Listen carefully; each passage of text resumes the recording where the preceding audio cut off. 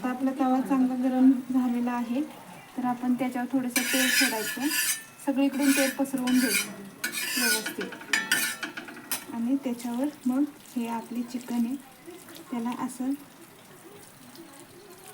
Press करायचं, अशी गोल टिक्की करायची आणि एक एक तव्यावर सोडायचं.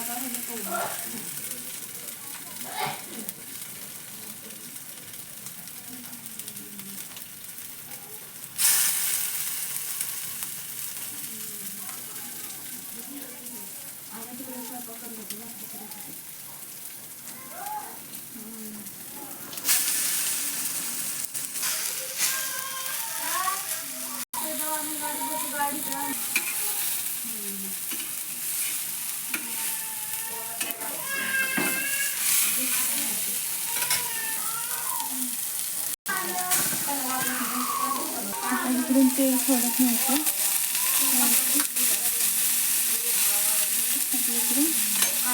आणि खालची साईड थोडी ब्राऊन झाल्याशिवाय पलटायचं नाही. त्यावेळेस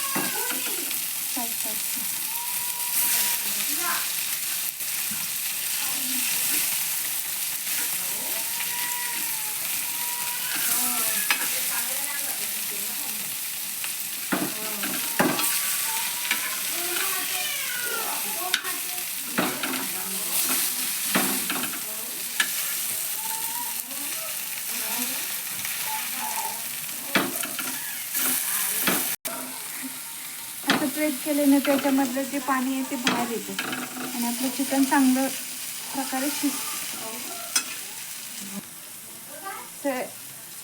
एका साईडून 10 मिनटं आणि परत दुसऱ्या साईडून एक 10 मिनटं भाजून आपली टिक्की तयार होईल. आता हे अशा प्रकारे आपली टिक्की झालेली आहे, तर आपण त्याला प्लेटमध्ये सर्व करूया आणि मस्त मध्ये यमी खाऊया. झाली आपली टिक्की, आपण आता खाऊ शकतो. आपण ग्रीन चटणी सोबत पण खाऊ शकतो, आपल्याला पाहिजे तर सॉस सोबत पण खाऊ शकतो.